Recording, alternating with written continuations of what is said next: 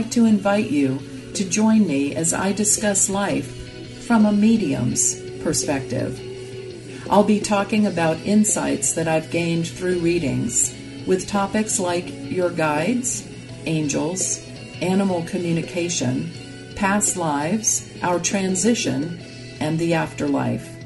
We'll take a deeper look at the metaphysical meanings of symbols and totems, and I'll give you some practical exercises to help you develop your own natural psychic ability. Join me on From a Medium's Perspective.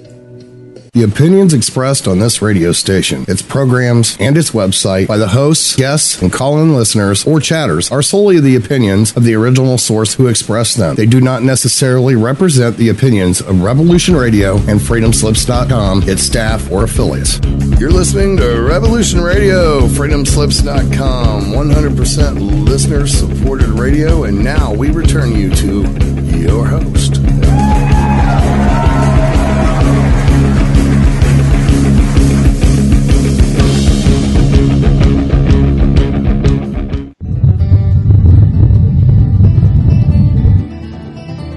Well, it's time to stumble down the road with host Bridgette Lynn Dolgoff and co-host Jenny Vaught as they carry stones, dig holes, and wield their shovels along the way.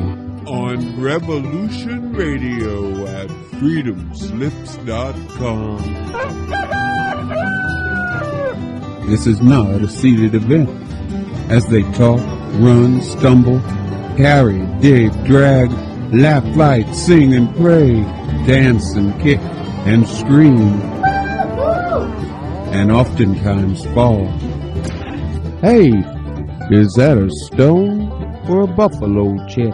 Now, here are your hosts for the next 2 hours on carrying stones and digging holes.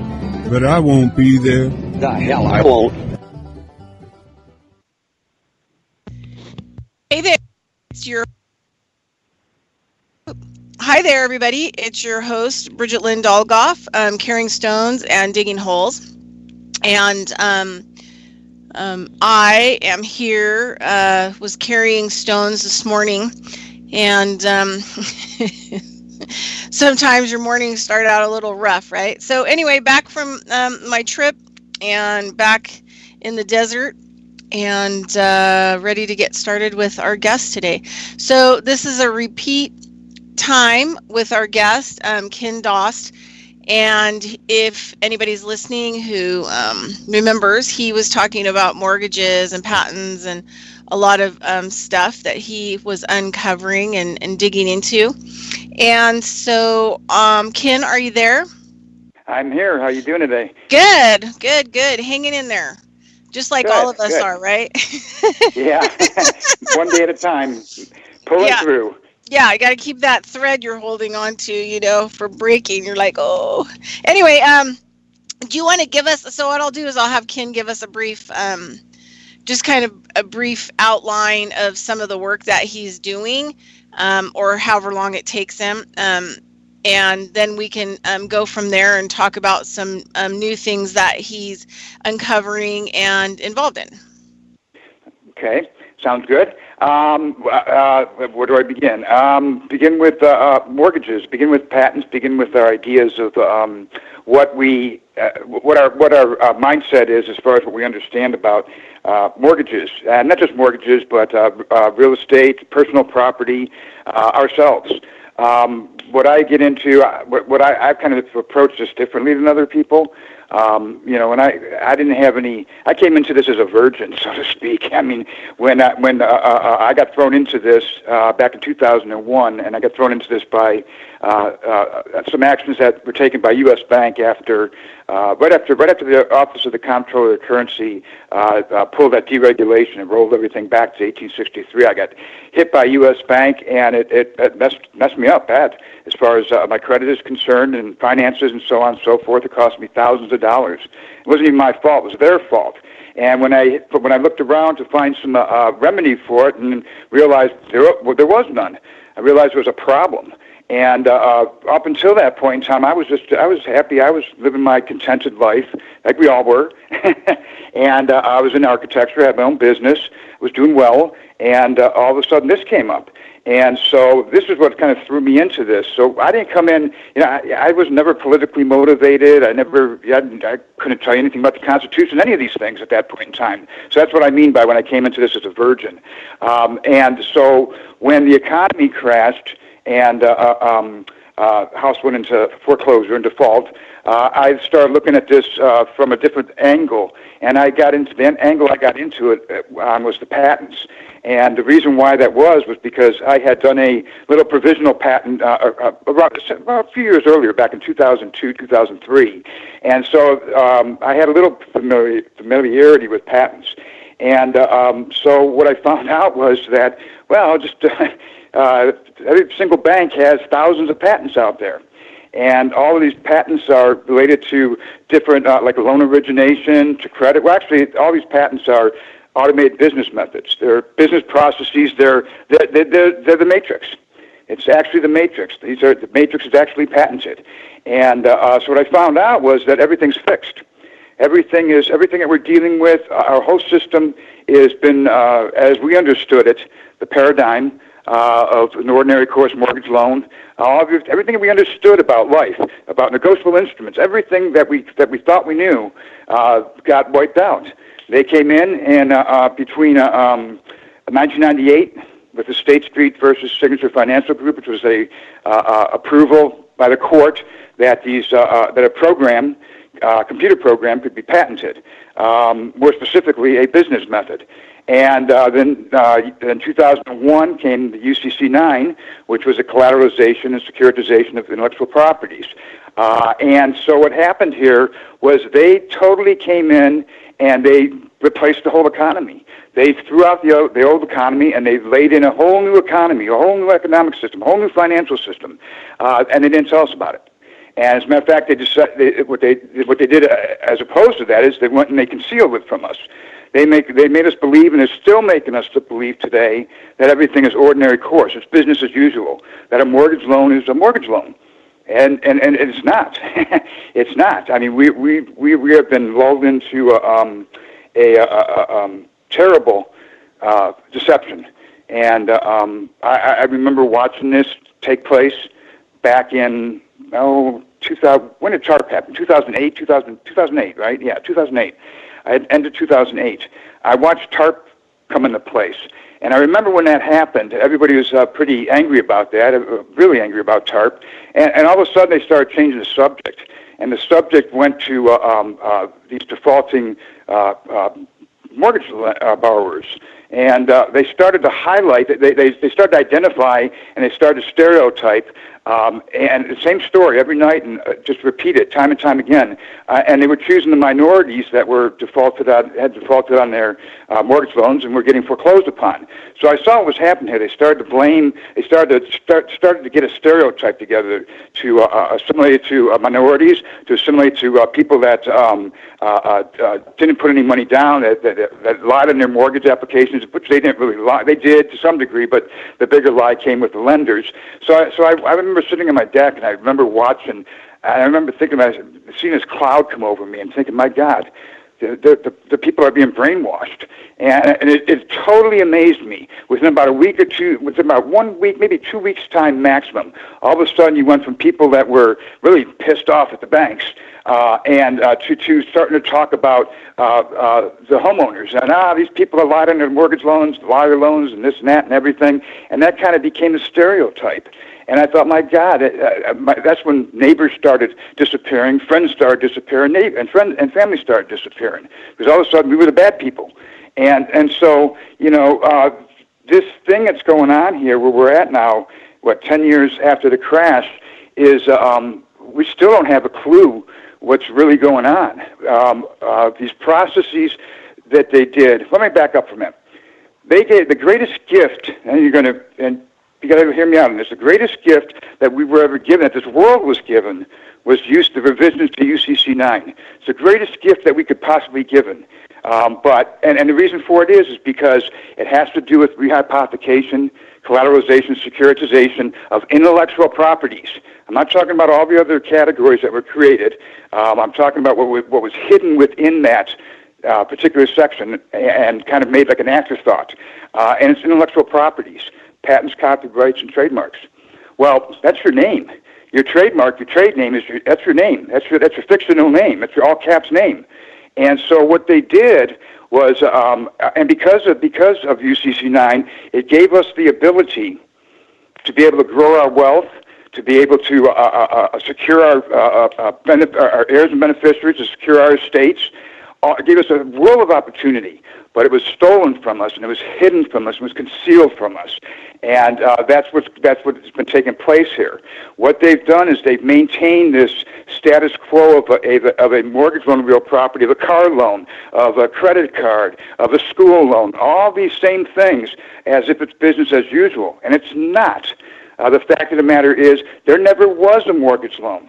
There hasn't been a mortgage loan as we know it, as we're familiar with, since I would say probably around 2002 is maybe the last actual mortgage loan.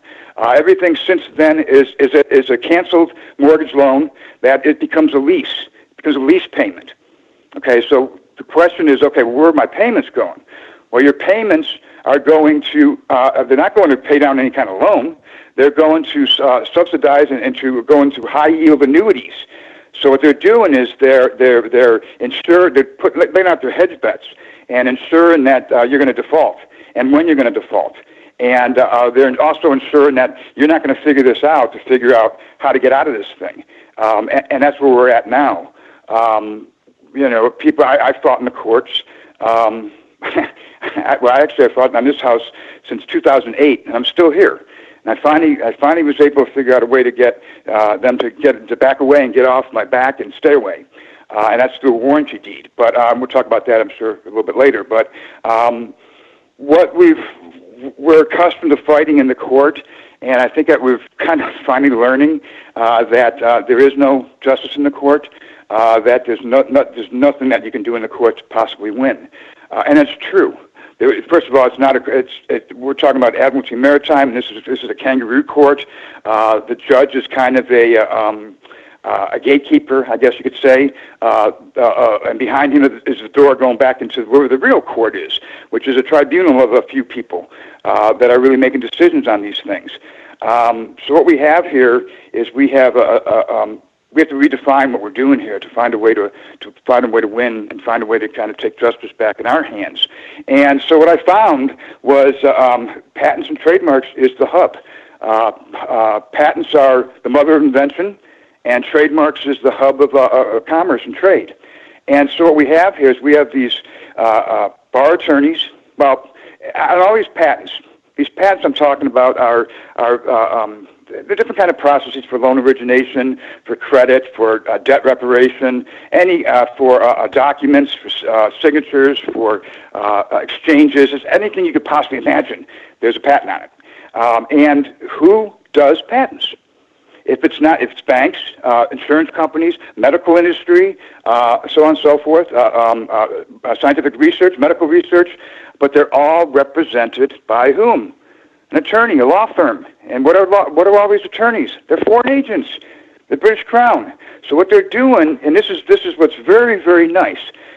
The question I have for one of these days I'm going to get answered by an attorney or somebody is, show me where there is legal in a law firm that is designed a patent to intentionally trap people into a mortgage loan or a loan or some kind of divisive transaction that doesn't benefit them at all, that benefits the attorneys, and crafting these patents so that they have the pathways to be able to come back later down the road and to take your house away from you, to go into the public record, actually into the private record through certain powers, to deem that you're mentally incompetent, or to come in and do the same thing to deem you in some way with CPS so that you lose your children, or in some way, some divisive way, so that they can do what? So they can attack the estate. because that's where the credit's at. That's the big, that's the big birth trust and all these other hidden trusts.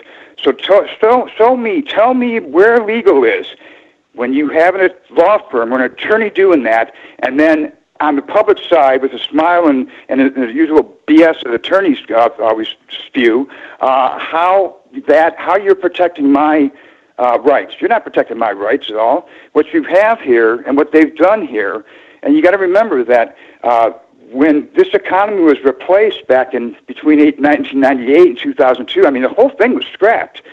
So there's a lot of new codes, a lot of new uniform acts that have been put in place, and what they all are is they're all fixed business models. That's all they are. They're fixed business models. And all the transactions that are taking, all these contracts that we're talking about, all of them, all contracts derive out of patents and trademark, all of them. It's either they're patented. That's why. It's all patented. But what they've done is they have stolen our name. They have stolen all license, rights, title, and interest to our name. We gave it to them, but we didn't know we gave it to them.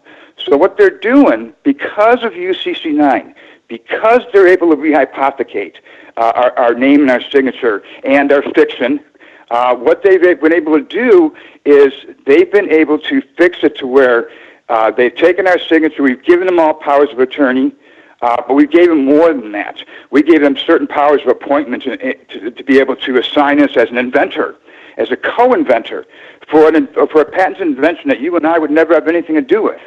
And I'll give you an example. Merrill Lynch. Merrill Lynch's patents are, Merrill Lynch is the clean bad guy here. They're the guys that have designed the system. They were there at the very beginning of network design. Their intention, what Merrill Lynch's big dream was to be able to do business banking and bypass all the country's central banking systems so that they wouldn't have to deal with the laws. And so, the idea of doing this was through private networks, the internet. So they were there at the very beginning. As a matter of fact, the @ symbol that you use when you put at Gmail, that @ symbol, that's owned by Merrill Lynch. Merrill Lynch owns the rights to that @ symbol that we use every day, every single day, and every time we send an email. So what Merrill Lynch wanted to do, what was called a ready asset trust, and this was back in the mid-'80s, I believe, something thereabouts. They tried to patent it many times, and what it is it's an estate patent. It's for estate. It's for not real estate, but your estate. Your trust in your estate, your heirs and beneficiaries, and it was to take control of that through what they call a ready asset trust. Now, they tried to patent it, and they got refused many, many times. Well, in 1998, when State Street was finally passed, and the court said that, okay, well, patents, these automated processes can be patentable, Merrill Lynch just brought these patents back up front again and got a patent on it. Well, what these patents are that Merrill Lynch set up is it's the structure of the cartel, as I call it. And it puts all the players in place with Merrill Lynch at the top as far as the estates are concerned. And then you got Wells Fargo, who's always going to be security administrators and master servicers. You got Deutsche Bank, who's the custodian. You got J.P. Morgan Chase, who's the collateral custodian. You got Bank of America, which is basically MERS, who's the servicing administrator. So all these parties were put in place within this cartel that Merrill Lynch set up. Okay. Now, when you got a mortgage loan, you thought it was a mortgage loan. It wasn't a mortgage loan. What it was you bought into a very sophisticated transaction that is not in the ordinary course of business, that is an investment transaction in trading trademarks and intellectual properties. That's for your benefit. There was never a loan. You basically gave them your name to support, to fund, well, in my case, to fund own it.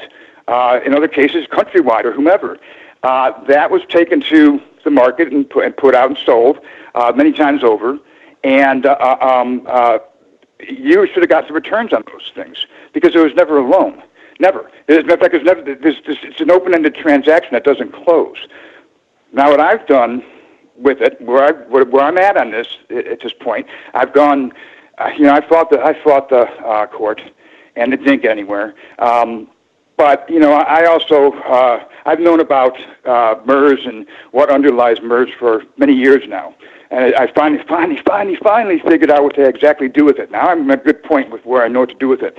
But I squawked about MERS in the court, and I kept on saying, it's a copyright. I kept on talking about that. I remember the judge getting real angry about me and slamming out. Says, I'm tired of hearing about this copyright. And I realized that I actually had a pretty good judge, really, even though he ruled against me. But he really tried to get me to say the right words, and I wasn't saying the right words. And I wasn't even, it didn't matter if I did anyhow, because I wasn't there with any standing. But what I've learned is there's underlying agreements. If you have a mortgage loan, and it has MERS attached to it, there's an underlying agreement to that. That's called the MERS Nations Bank Agreement. Now, this is an agreement that nobody showed you, nobody disclosed it to you. As a matter of fact, they did everything they can to keep it secret from you. And the way that they did this, and this will be one of these days, this will be known as the greatest fraud in history, the greatest, most corrupt conspiracy in history. And it all hinges on one little tiny symbol, little circle R, that represents a trademark or a service mark. That little circle R was not in the mortgage loan documents you signed. MERS was, Mortgage Electronic Registration Systems was, but the circle R, that if it was there, would have been disclosure to you for you to conduct due diligence and go find, what's that circle R mean? And what that circle R means is it's a trademark. And the purpose for these trademarks, when you go by, the purpose of trademarks is so you can identify goods and services and products that you purchase. That's the point of it. So every time you go to the grocery store, you're identifying with, Anheuser-Busch or whatever, Pepsi. You're identifying with the trademark. So you know the goods that you're going to purchase, and and it's always going to be a quality product, and so on and so forth. That's the purpose of trademarks and service marks, so that you can identify the products that you are going to purchase. Now, it also is good because it allows you to do your due diligence on goods, services, and products that you're contemplating purchasing, that you haven't decided whether you're going to purchase. You're not sure if you're going to purchase it yet, but it gives you the trademark so that you can research it and do your due diligence. Well, in the Fannie Freddie Standard Uniform Instrument, which is the mortgage loan you signed, that circle R is not there. It's huge. It's a very, very huge issue. Because what it does is it says that there's another contract that is outside the four corners of the Fannie Freddie Standard Uniform Instrument. Those mortgage loans those documents you signed were those were created by the mandate of Richard Nixon, or under Richard Nixon. And the point of those documents that were created, all that mortgage loan documents that you all signed, the point of creating that instrument was for our benefit. It was because too many consumers were getting ripped off and getting taken in by terms and conditions they didn't understand, and that were just not in the contract and just getting taken in. And it got to the point where it's like, wait a minute, this is the American housing industry. There's got to be some kind of credibility and integrity to it. So I'm going to mandate that we create a new uniform instrument called a Standard Uniform Instrument, and we're going to forbid any terms and conditions outside the four corners of this agreement. It must be within the four corners, period. That's the mandate. So that instrument was created back in 1975. Well, MERS comes along in, I think 1996, somewhere thereabouts. And in 1998, Merrill Lynch and Fannie Freddie, HSBC, JP Morgan Chase, who else? Wells Fargo, I think, is in there. A couple others, the founding members of MERS, got that MERS integrated into the standard form documents. No, they didn't tell anybody, though. I mean, if you remember, if there's anybody out there, I would love to hear from. If anybody actually had any representation or any knowledge whatsoever, even heard of MERS before they walked into that closing room, I'd be surprised if there was one person out of, I think, 200 million that would say, oh yeah, I knew beforehand before I walked in. Nobody knew. Nobody knew. It was designed so that you could sneak it past us. It was designed so that it could be pushed by you if you even asked about it, when you were signing the mortgage documents, if you asked, well, what's this MERS here? You got the casual disclosure. Oh, it's just a utility function of Fannie and Freddie's. You need someone to sign the documents. Well, here we are after the collapse, and 10 years down the road after the collapse, and we're finding out that we're not getting anywhere in court, and that the system's just totally screwed, and it is totally screwed, absolutely screwed. But we have this good sign here. It's a good thing. These are the things that I'm working on now. I am going at this from a strictly intellectual property point of fact, because that's what we're dealing with here. We're not dealing with any of these other issues that all the secured party creditor stuff. It's all great and wonderful, but it's outdated. It doesn't take into account what was this whole new economy that was in place, which is all intellectual property based. It's all based on a stolen signature. Everything is based on a stolen signature and how many layers they could put in between it, so that they will not let you repudiate it. And also, too, the way that patents have taken a piece of property, like on my property. I got 5 acres here. I own timber rights for 4 acres. I own the water rights. Okay, all those rights. Somebody sold those rights off. They stole them off. They cut my property into like one meter square cubes, and they stole that off. And that's what they did with everything. They took a piece of property that you had legal ownership of that said, "Oh, I'm a homeowner." And they cut it up into squares. They sold it off. And so what happens is when they foreclose upon you to initiate or to incentivize that the foreclosure goes through, they've got bonds, and they got various interest and perks and pension perks and awards and all these little perks for government employees, county employees, and the judges to basically see that you're booted out of your house.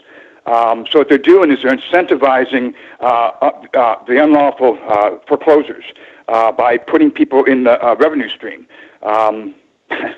There was a person several years ago, a few years back, who I was a Toastmaster for a while, and we kind of became sort of friends, but it's kind of an odd friendship. He was a retired. I don't remember. I forgot what he was doing, but he was retired, and he used to invite me and my daughter out to. My daughter was real young then. She must have been 5 years old or something. He used to invite me and her out to his houseboat there on the Willamette or the slough out here, and we'd go kayaking.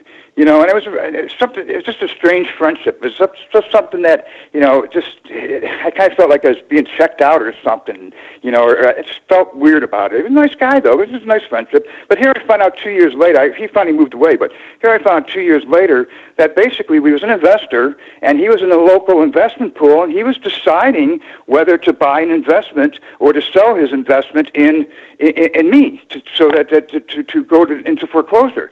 So here I come to find out that people in my own neighborhood have dibs against my foreclosure. I mean, so it's really divisive. It's really, really divisive. So what I'm doing then is I'm saying, okay, since mortgage electronic registration systems is a registered trademark, it's a private side agreement, so you can't bring any of this stuff forward. That's why I didn't get anywhere in court, because I couldn't bring it forward. It wouldn't let me. So if I could read this just for a minute here, it's about a page and a half. This is kind of just to give you an idea of where I'm going with this, because I know that what I'm dropping on you is probably mind-blowing. And it is. I mean, it's something that's totally new, and it's not. I don't expect anybody to pick this up in a drop of a hat, because it's just not that simple. It's a whole new mindset. But this is how I'm approaching it, and I'm approaching this from the private side, not even the administrative side. I'm going through the private side. I've researched the code to detail, and I found all these little avenues that we have to go to where this could be, and this will be very, very simple. Believe it or not, when I'm done with this process, it'll be very simple to do these things, because it's not going to be as complicated as we think it is, because the research is done, and it's also geared to what exactly what's going on here. But what I'm doing here, what I'm working on, it's not done yet, it's rough, but is a declaration, is a notice. It's a notice of a mistaken fact in law to a correction of record. So what I'm doing, and this is going to go to the Commissioner of Patents, Commissioner of Trademarks, and the Undersecretary of the it's the Department of Commerce's Intellectual Property Division, I believe is who it goes to. And what this is for is this is just it's not a claim, it's not an adversarial proceeding. It is a notice of a mistake to correct a mistake. And a mistake that's going to be corrected. Well, here, let me just read this to you, and you'll get the idea. Now, what I'm not going to read to you is what I laid out here as far as my statement of facts. I laid out a statement of undisputed facts, and all I did was those undisputed facts are that MERS is within the standard form mortgage loan. Number one, MERS is represents itself as an entity of a corporation, which is not, because it was absorbed and it wasn't an entity at all. MERS is a United States registered service mark, and I list that and details of that. And MERS is not represented anywhere within the Fannie Freddie Standard Uniform Instrument, and that MERS has an underlying contract connected to it, which is the MERS Nations Bank Agreement. So that's what I start off with. And then I go, and I say here, let me just read this to you if I could, so you get an idea. The foundation and pedestal of the American housing/mortgage market, the utmost pinnacle of trust going back 15 years is Fannie Mae and Freddie Mac, and mandated four-corner Fannie Freddie Standard Uniform Instrument, upon which it rests. By secretive and concealed acts through Fannie and Freddie, betrayed all trust and integrity by the integration of MERS, Circle R, absent any and all public disclosure or representation. Contrary to all public disclosure and representation, the operative and governing terms and conditions not seen within the four corners of that standard form mortgage loan documents, or by terms and conditions or any likeness thereto, rather by terms and conditions of a closely held agreement between Mortgage Electronic Registration Systems, which is Bank of America, secretly injected into the four corners of the Standard Uniform Instrument. The device and conduit that connects public and private is with the suppression of truth by omission of the United States Registered Service Mark MERS, Circle R, from within the Fannie and Freddie Standard Uniform Instrument. Thereby, all public side good faith presumptions and assumptions of my voluntary agreement premised on the Fannie and Freddie instrument is entirely false. One cannot volunteer one cannot volunteer agreement to terms and conditions absent any and all disclosure and representation. Moreover, it is entirely impossible to volunteer to that which all efforts have been taken to remain secretive and concealed. Volunteer and imposed upon are opposite one another in meaning. R.K. Arnold, CEO and president of MERS, imposed upon me terms and conditions that would have been flatly refused by myself, given truth and disclosure. By this notice of mistake in fact and law to the correction of record in this private capacity, Fannie Mae and Freddie Mac's deceptive acts by public misrepresentation and omission are conclusive on the face of public/private side documents. The fact there exists a second agreement is a breach of trust, implied warranty for violations of the four-corner rule. MERS was absorbed by MERS Inc. in 2003, having no corporate existence on May 12, 2005. That's the date that we signed.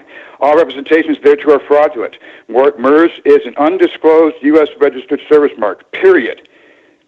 To actually disclose and represent this derails the deceptive business model of MERS and the engineered conspiracy reliance on crafting a public image of MERS that the public associates with a real estate transaction and a registry. What purpose is served by the registration of a mark only to admit it from all disclosure and representation, which goes against the entire spirit of the Langham Act, which is the trademark act for the labeling for consumers, is not the purpose to provide consumers the ability to, by disclosure of mark, to source the goods, services, and products that they purchase as the means by which to conduct due diligence for those being contemplated. MERS is the hand that by said symbol, Circle R, omission, in a blink of an eye, snatched me off the public street and into the private nether world, more real than the one from which I was snatched. Behind it all is a sophisticated conspiracy of private collusion of entities acting as puppet masters through patented contrivance. MERS pretends itself a mere utility function of Fannie and Freddie, with MERS Circle R as the invisible automated trapdoor that is the intake and procurement facility that bags, tags, labels, and inventories its thievery of bodies and souls. The concealed and hidden trapdoor MERS circular is triggered by my elective nomination, obtained by misrepresentation and omission. The trusted consumer who has been betrayed by the trusted entities Fannie and Freddie Mac. The creator of nature in gestation gave me limbs, fingers, and a mind that develops from the first moment of being. These members and faculties were granted a person. These are for my use, so I may fulfill a task appointed by the creator of life. I am the inventor of my life. The body in union with my soul are my own. My mind and intellect is my own to develop, to use my own right, and whosoever deprives or injures me violates this right. This is what the MERS, the Nations Bank Agreement does by stealing my identity. The separation of union took place long ago as a newborn. A newborn is not a man. A newborn is. I'll skip that part because that goes into other things. And then let's see here. That's basically where I'm at on this. So I've got to finish this thing up. But where I'm going with this is I'm making a statement to patents and trademarks, and I'm identifying in the private what I can't do in the public. I can't bring these things forward in the public, even though these things were committed in the private as frauds, and they are frauds that are affecting the public. I can't bring it. I can't mix that public and private. So what I'm doing here is I'm just giving them notice that, hey, I know what's going on here. And what is going on here, the hub of all this, everything that you're talking about, I'm not just talking about mortgages. I'm talking about everything. I'm talking about medical. I'm talking about CPS. I'm talking about, you name it. I mean, title, everything. Everything that you look at, everything you see around you right now, everything has been patented. Everything has a patent on it. Everything. And so what I'm talking about is I'm talking about going to the hub and the center of where that was taken from us and how that was taken from us. All mortgages are conveyed, transferred, assigned, court cases, everything. It all has to go through and gets recorded through the trademark side of the United States Patent and Trademarks Office. Everything. Because that's the pass-through. That's the pass-through. It's like a pass-through bank. That's where all the residual rights are and all these things that are intellectual property related. So what they've done through MERS, by concealing that trademark from us, they took away the spirit of the Langham Act, which allowed us to identify the products we purchased. They took that away from us, and they created a secret underworld of trademarks and patents. So what they've done is they put us in pools, right? You know, when they foreclose upon you, you got a notice that said that an assignment was made from MERS to HSBC and blah blah blah for the on behalf of the Owner Mortgage Loan Trust 2005 series certificates, blah blah blah, so on and so forth. What that is, it's just a pool. It's a pool of trademark goods that were undisclosed to us. And these trademark goods that were in are trademark goods that, had we known these were being, had we known the contracts of these things, we would never have wanted to be in these things to begin with. Now, the very important thing about trademarks is this,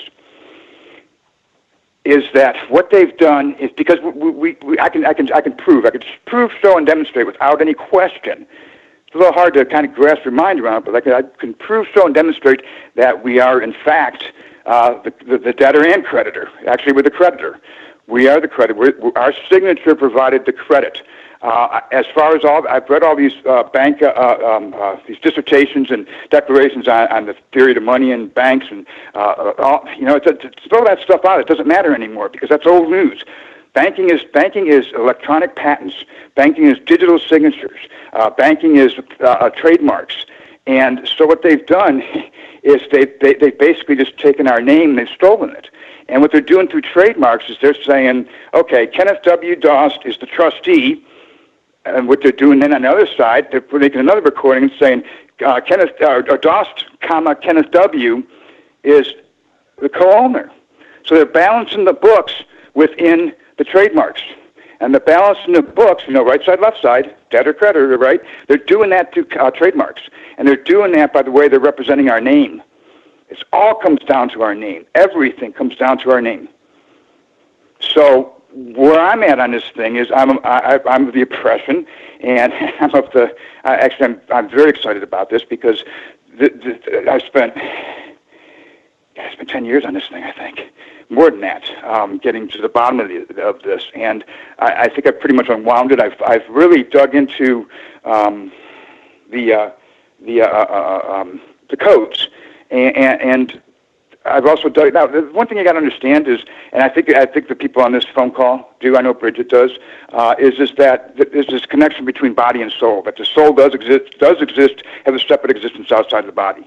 That's real important to understand that. That's real important, because what that does here is they've taken that from us. Man, they took that from us, Vatican years ago.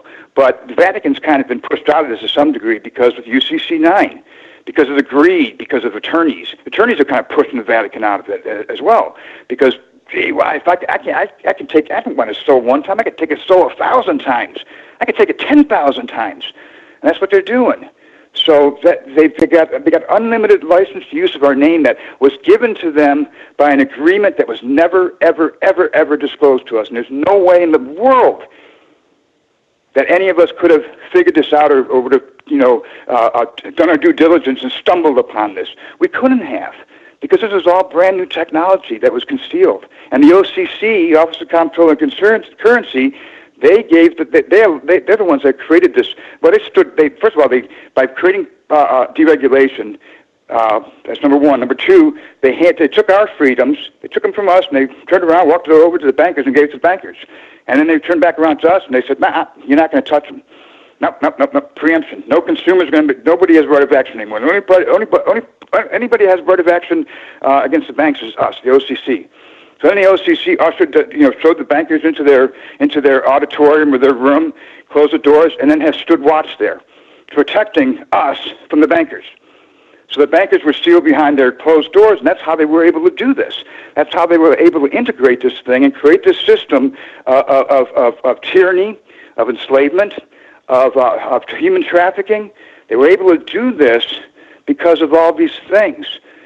So we're kind of at a point, at least from my standpoint, my viewpoint, where we have to redefine our goals. We got to redefine our position, and we've got to change it. We've got to alter it, because the one that and here's what I've been finding. What I find when I do all my research is, everybody wants to get down to the government, federal government, bad federal government, bad federal government. We need the federal government. We need the federal government. It's the states that are the problem. It's the states that are the problem. You've got when you signed that mortgage loan, you thought it was in the state of Oregon, pertaining to that law, to the laws of Oregon, or wherever you're at.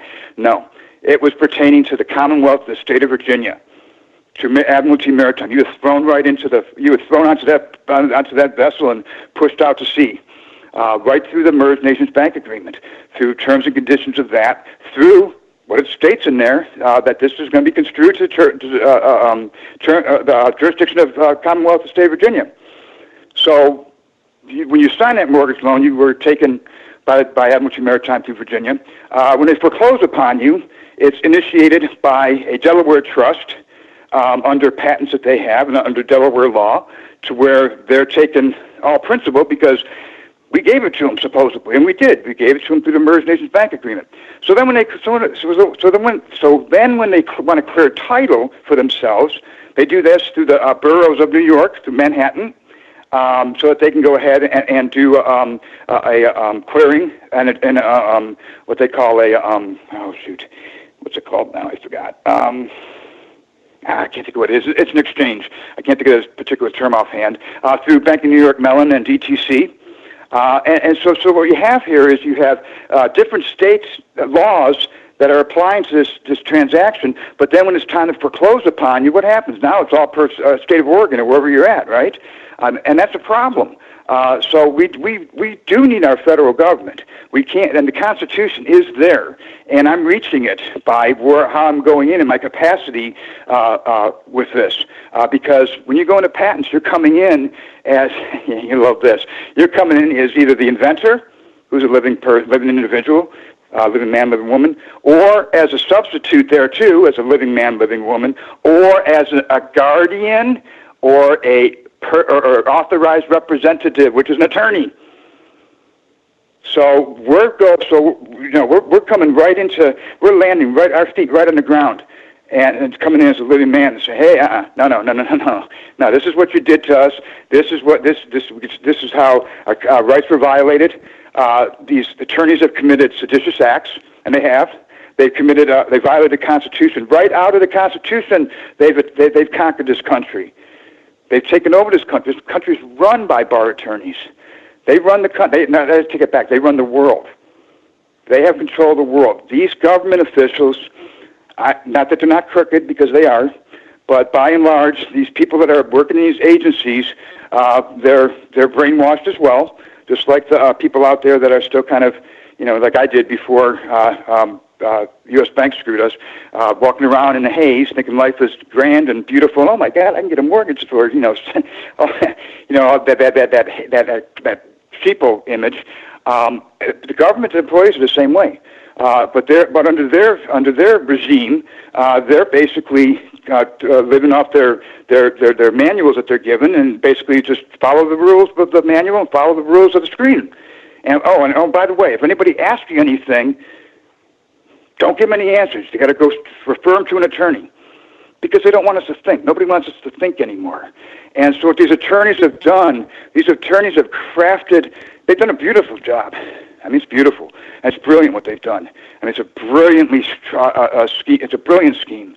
But the weak point of it is where we do have, I don't want to say cause of action, where we have rights, undeniable rights, is through patents and trademarks, and it's through this little thing that I'm doing here. That's a notice of mistake.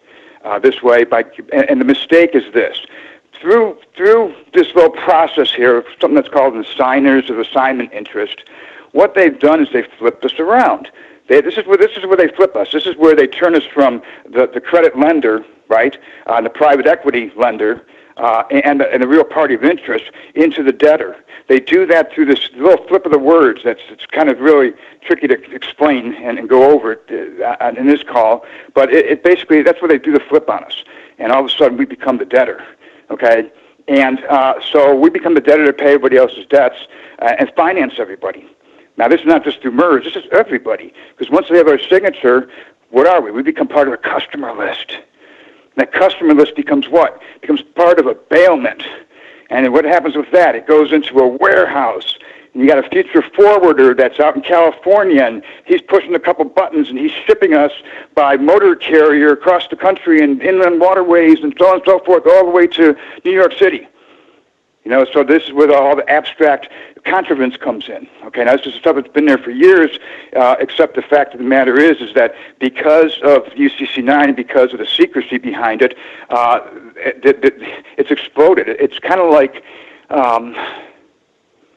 it's kind of like 1998 when 2001 UCC-9 and the revisions to and the State Street ruling. It's kind of like it took an injection and kind of put it in steroids. So that corporate stole that was one stolen is now 1,000 stolen, 10,000 stolen. It doesn't matter. It's unlimited. And that's the beauty of it. That's why it's for our benefit. It is a beautiful thing for us if we can harness it. That's why they've gone to such extremes to make sure that we don't find out about this. That's why they wanted to go to such extremes to make sure that we're convinced, or we're believing that there is actually a mortgage loan. In fact, there isn't a mortgage loan. It's provable there's no mortgage loan. But they got to get us to believe that. They got us to get us to believe that this is not as simple as our signature. Well, it is. At the end of the day, it's as simple as a stolen signature. They stole our signature through the MERS Nations Bank agreement. They're rubber stamping it to everything, and they took off. They took powers of appointment, powers of attorney that are not anywhere in the Fannie and Freddie document. Because you know why? Because Fannie and Freddie document doesn't talk about general intangibles. Doesn't disclose general intangibles. Doesn't talk about patents or trademarks. The MERS Nations Bank agreement. If you look at that thing by itself on its face, and you sat there and looked at it, there's not one of you that would you'd laugh at it. You'd walk away from it. You'd tell them to go themselves. Because not a single person would willingly give all rights, title, and interest of all their assets and property, their name, everything, to MERS, so they could pass it on to the bank and other successors and assigns there too. Nobody would. It's not even a legal contract. There's no mutual consent. There's no, it's unknown, but there's no mutual exchange of anything. It's a take. It's I'm going to give you everything. It's an agreement in slavery, is what it is. It's a voluntary agreement in servitude, is what this agreement is, that not a single person would ever sign. This is the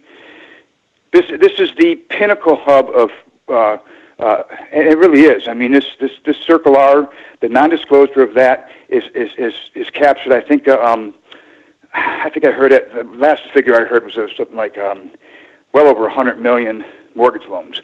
Well, if you got a husband and wife signed, that's 200 people there, 200 million people there. You include their families and their kids that are affected by this. It's probably going to be could put another 200 million, so maybe 400 million people are affected by this little Circle R. A little Circle R, one little designation is what could have.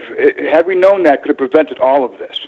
And R.K. Arnold, I don't know if he's the CEO of MERS, who he was, founding president too, that he's our slave trader. He's the one that sold us away by proxy. So, these are the things that I'm going on. And I'm having pretty good success with it at this point. I've got to finish up some paperwork here. I've gone through the codes to know which way we have to go. We have to go through different channels, and we don't need a secured party creditor. I think you're already the secured party creditor. You're already that. So why are you claiming something that why are you going after something that you already got? So what we're doing is, instead of claiming secured party creditor, what I'm doing is going after the contracts. I'm going after the contracts, all the operational agreements. And all the trust indentures and all those other hidden agreements, assumptions and assignment agreements, servicing agreements, so on and so forth, that attach to your mortgage loan, that are attached to that hidden MERS Nations Bank agreement, which are all attached under trademarks. Trademarks. So what I'm doing is I'm going after the trademarks, and I'm removing my name from that. I'm terminating my name from trademarks so that I can get the books to balance. So here's what they've done. You got your public-private self, where you're the debtor, right? So what they've done is they've said, okay, well, we're going to steal your signature. We're going to take all the credit side of you and take it into our private, but we're going to take it overseas and take it into foreign markets, because that's where we're kind of safe there. And we're just going to spit you out, and we're going to do something we're going to give you something that's called a domestic representative. That domestic representative is an attorney. That domestic representative is out of trademark. And so that domestic representative, he's the one that's going to initiate the foreclosure, and that MERS is signed. It's going to come from him. And it's through a will be dead opinion. So what I'm doing is I'm going to them saying, I'm taking away your rights, which we can do. By revocation of that, we could take away the rights and all powers. So, these are the things that I'm working on. It's new for a lot of people. It's complicated. It's tricky. But I'm excited about it because I spent so much time. I've seen the fruition of it. I'm seeing the end of the road. I'm seeing a big globe of light right in front of me right now, because this is the way and the avenue out of this thing. It gives us as a society. It gives us a real stand that we could put a fight up. We complain about a lot of things, as rightfully we should. Chemtrails and all these things, all these chemicals, all these vaccinations, everything. Do you know that we're the investors in these things, guys? We're the investors in these things. They've stolen our name, and we're funding these things, and we don't even know it. Well, God, let's go into trademark. Let's go into the patents and trademarks and file our retraction. Pull our name out of the investment pool. Hey, Ken. See, these are the things. Yes. Hey, we've got 2 minutes until we're going to go to commercial, and then my mouth's real dry. and then everybody can get a resting break or get a coffee or do what they need to do for about 4 minutes, and then head on back. I'm glad you did that. I was getting real dry. So you're listening to Carrying Stones and Digging Holes. Your host, Bridgette Lynn Dolgoff. This is Ken Dost, and he's talking to us about basically MERS and the fraud and mortgages and foreclosure and our spirits and how we're being used as the original depositors, and that is been taken away from us, and somebody else is claiming it and making all kinds of money off of us without our knowledge. So one of the things I want to say before we head out for our break, and then we're going to come back and we're going to talk about more stuff. But so basically what happened with the MERS is like what happens a lot in the United States, is that there's some kind of false flag. There's a shooting. There's a this, there's a that. So when we had the 2008 meltdown, and it mostly hit the mortgage, housing market, that was a false flag. It was an intentional collapse. Exactly. Yes, it was a false flag. It was a false flag that they did in order to be able to steal up a bunch of assets, but then also go in and put in new laws to make them, have a better. It was bigger than that. It was a coup d'état, is what it was. Yeah. It was a coup d'état. Right. But all these false flags usually are. It's the one that really hasn't worked for them has been the guns. Every time they do a gun false flag. And this is the other thing too, people, is that real people do get injured in these false flags that are being created. There are real people that get shot. There are real people that lose their homes. I mean, the homeless. There's real people that commit suicide as a result of losing their homes. Exactly. So there are lots of real injuries on all kinds of different levels. Okay, we'll be back in 4 minutes.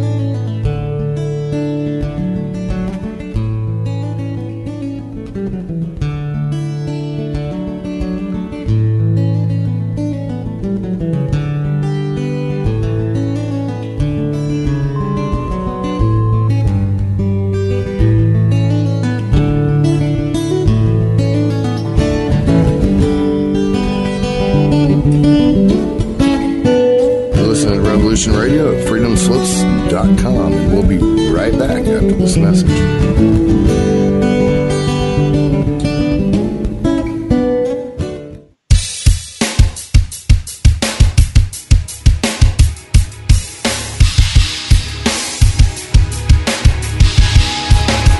Enter into a world unseen on Raven Star's Witching Hour. You will encounter eclectic topics from the realm of spirit brought into our matrix of truth. With your host, the Solaris Blue Raven. Solaris will bring you an array of unique guests covering topics from ghostly spirits to amazing anomalies, covert technology, UFOs, and shadowy global events. And that's right here at Revolution Radio, freedomslips.com, Saturdays midnight till 2 a.m. Eastern Time. Revolution Radio, where information never sleeps. Let the magic rise.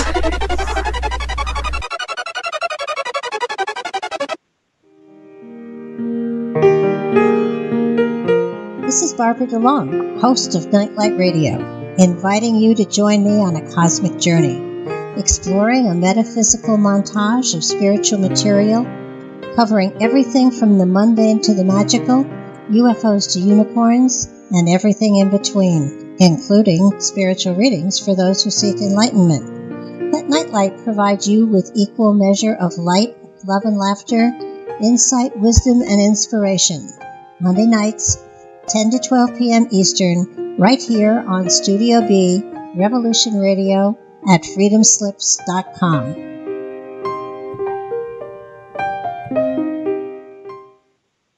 The opinions expressed on this radio station, its programs, and its website by the hosts, guests, and call-in listeners or chatters are solely the opinions of the original source who expressed them. They do not necessarily represent the opinions of Revolution Radio and freedomslips.com, its staff, or affiliates. You're listening to Revolution Radio, freedomslips.com, 100% listener-supported radio, and now we return you to your host.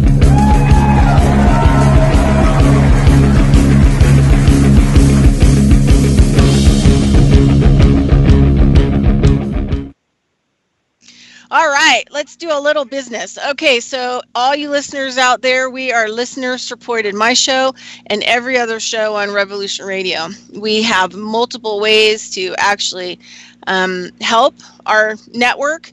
Like I said, we're listener supported 100%, and all of the hosts, we're on here for free to help bring you information that you should know about, and truth maybe, or different kinds of perspectives about what's going on in our world.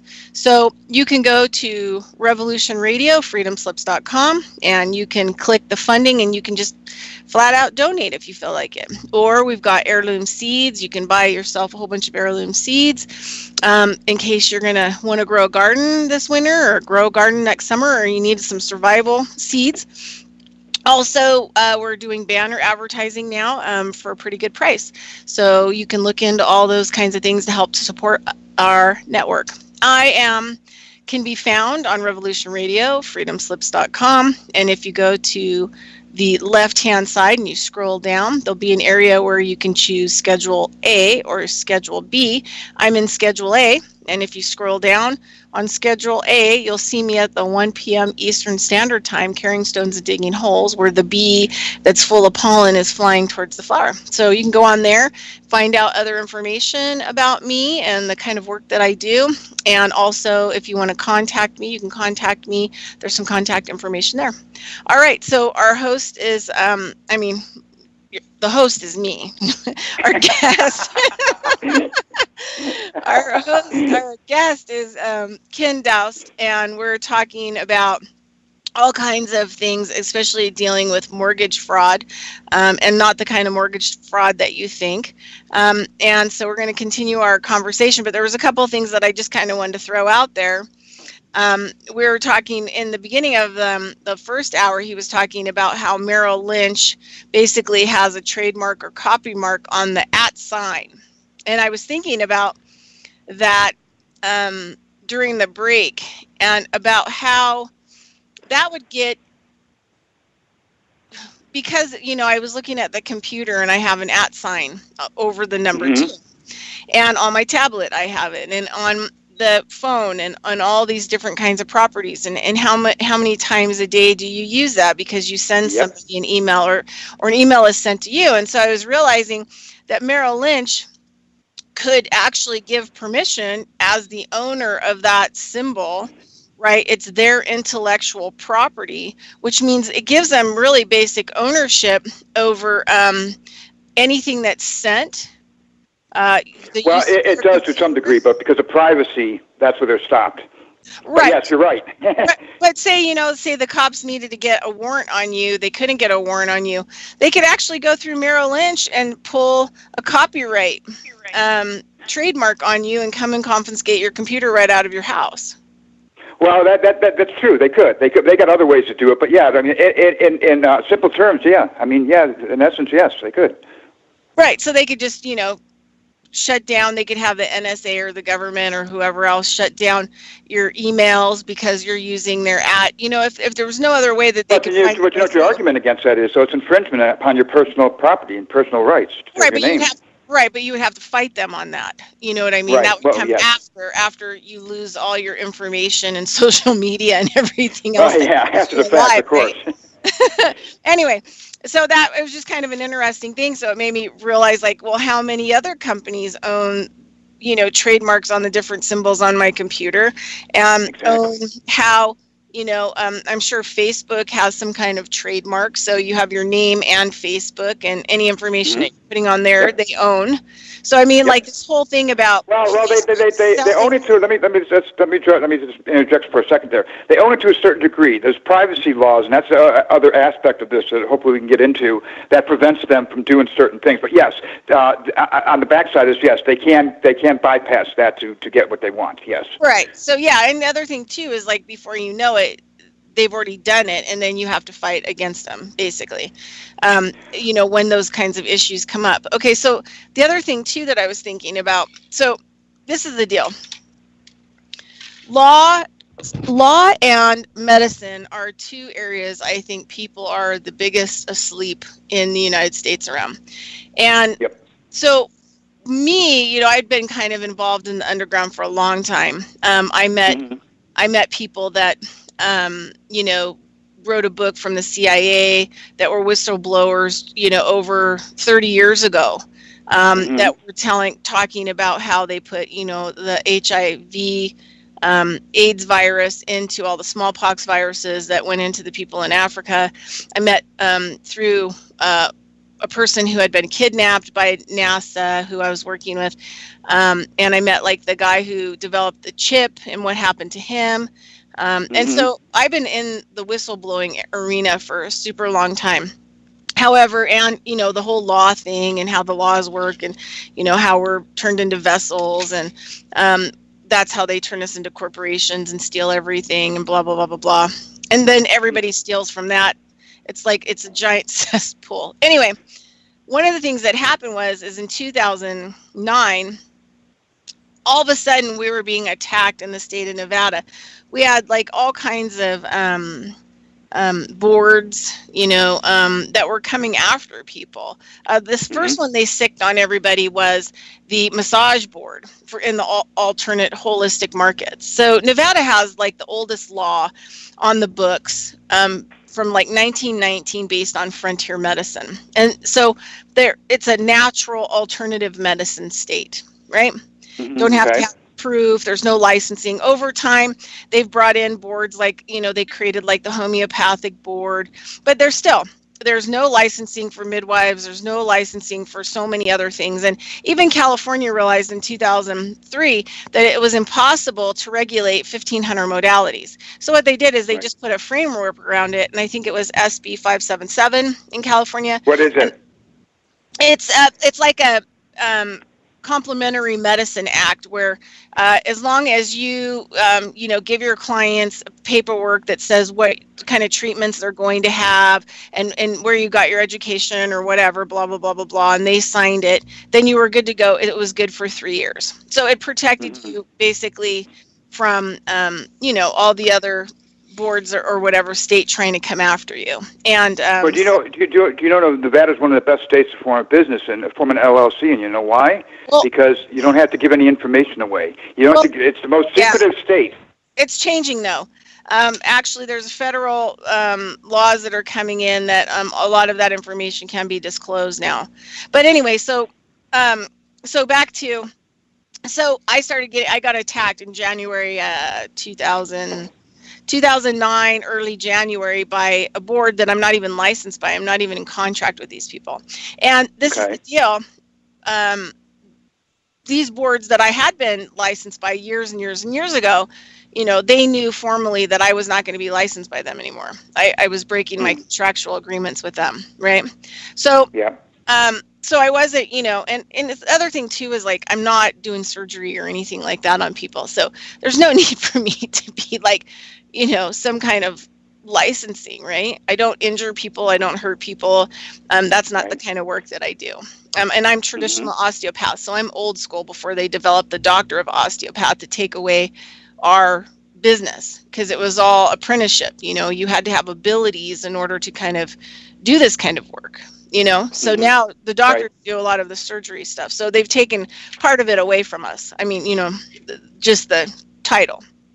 Right. So anyway, so when I went to the legislature, so what happened was after the first attack, they forced me out of my office illegally. All kinds of stuff went down. And I was totally like, what the hell is going on? And then I find out like 250 people across the state, blah, blah, blah, blah. Then I make my way through all these different doors of underground people that I know.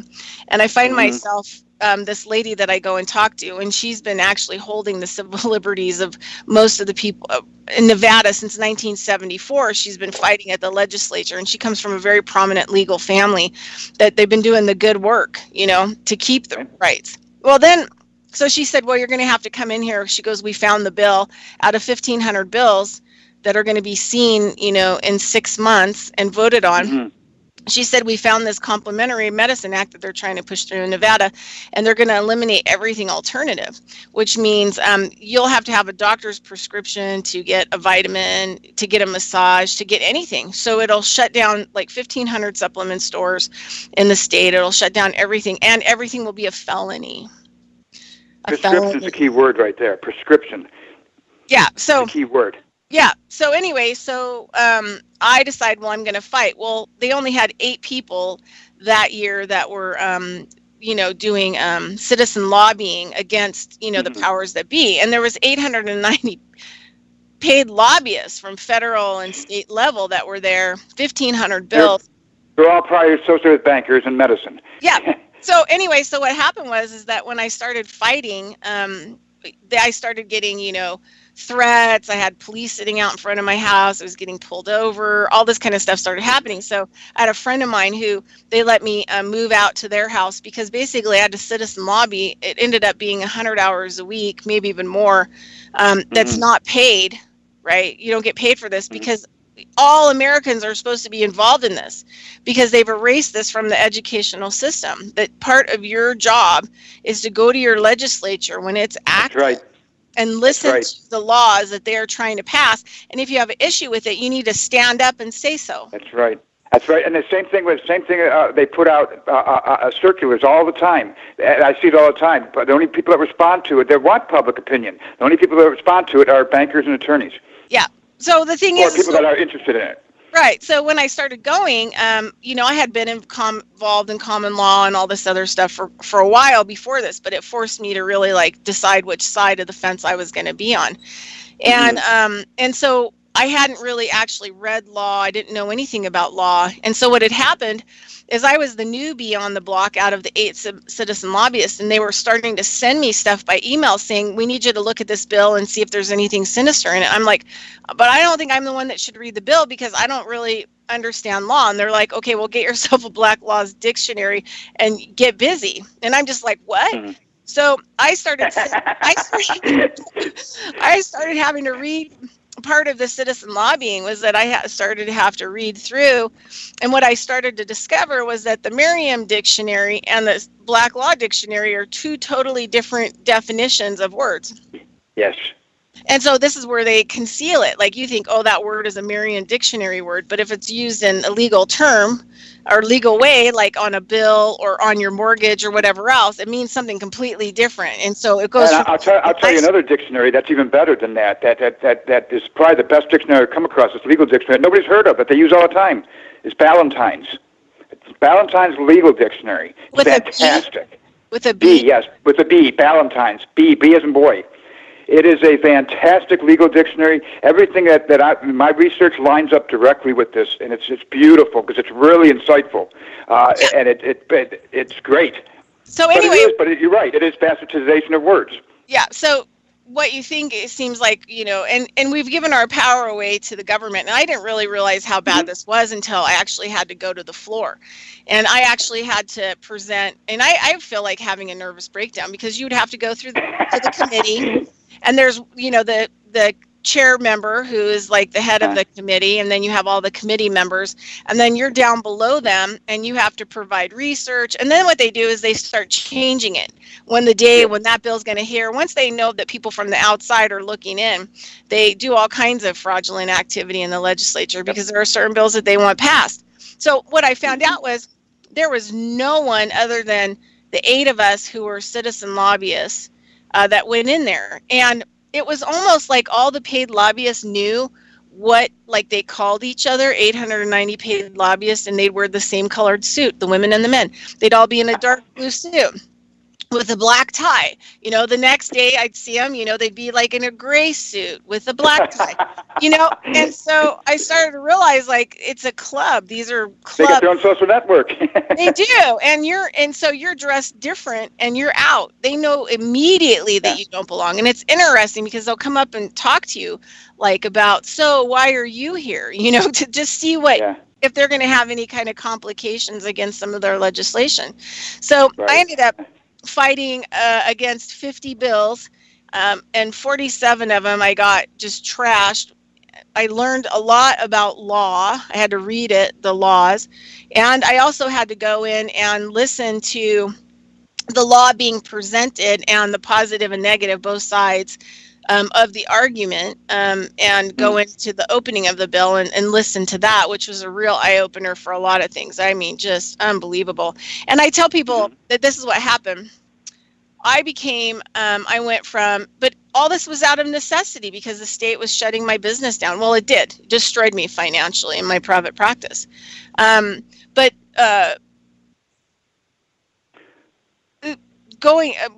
dealing with those people, I went from a conspiracist to a factualist because everything that was out there in the conspiracy world was in a bill in 2009 trying to be rammed through the legislature. And I was like the only real outsider that I ever really saw until I started getting people that were involved contractually in the massage board and stuff like that in town and other people to start coming up there and trying to listen. Right, now see where I come in at this now. Let me, if I can interject for a second. Yeah. I come in at this because I don't want to be at the level you're at because that's just a screwed up level. I mean, it's cards are stacked against you. A lot of these legislative acts go into enacting. They're enacted, right, and they're written into law. And but they're regulations, and these regulations change all the time. I mean, the IRS and Treasury changes their regulations like I change my socks. So the point that I'm going in at this now is at that level, at the regulation level, because it's not really law that we're dealing with at this point in time. It's legislative acts, negligent legislative acts that are being pushed through and regulated. And every time the IRS makes a change, it's not like it automatically gets written into a law. It doesn't at all. I mean, the law is still the law, but the regulations have changed. So I'm going in at that level and picking it apart and derailing it at that point. See what I'm saying? And that's like, my last guest last week, Billy D, that's one of the things we talked about because he's an retired, common law court judge. And one of the things he said was he talked about how, you can't use common law and admiralty law. They don't mix. And common law is a totally different law and how the court works of the law, and then the admiralty law. But he was talking about how we need to step forward and we need to, create documents and measures that give a presumption and identifier that we are not part of your system before the system ever comes around. So that way we have something to give them directly before any of the mess starts to happen. Well, I think from what I see is that, let me rephrase that from my point of view, the way I see it, the way I'm coming across it, is that we've got to basically dock our vessel, and we've got to permanently disembark from that vessel, and as the owner of the vessel and everything that's around it and everything that's around us and the land that we're on, and we basically terminate our standard manufacturing corporation, which is all this crap that put us into this admiralty and international patents and trademarks. So we get rid of that. So it is through admiralty, and then from that point in time, then you can go into common law and then hit Treasury. Right. So one of the things that Bill and I have been working on since 2009, because we're kind of a team, and because I talk to him a lot about the law and what the law says and what this means and how to go through it. But one of the things that we've done is we've actually created documents. We've used some other people's documents and created our own documents that actually, in the common law, remove you from the whole system. And then yes, sir. Yeah, and I've submitted, and I'll just tell people, and what we've done is we've created a trust for the capitalized name, your corporation, and then we created a power of attorney and other documents that make you the free man on the land, the actual official legal attorney representation for the trust. So you're now the trustee of your trust that they created. So okay, that's kind of all right. That's kind of like how we're coming at it with kind of the documents that we've been working on and doing. And then that way, like for example, I had a problem with US Bank. I'll tell you that. I had a big problem because they let PayPal basically steal $1,100 out of my account because my Visa card for my account was attached to the PayPal account instead of if you just have the bank account, they have to do an e-check, which takes longer for it to go out of your bank account, and they can't just take whatever they want.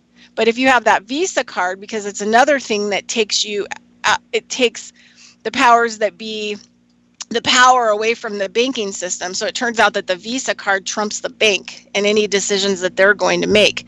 And they will have to side with Visa or whoever is issuing Visa time and time again, even if you're right. So it's a merchant card. It's a merchant card, basically. Exactly. So what happened was that I got really mad and I went down to US Bank and I had to talk to all these different people down there. And I gave them my trust. I gave him my power of attorney over my trust.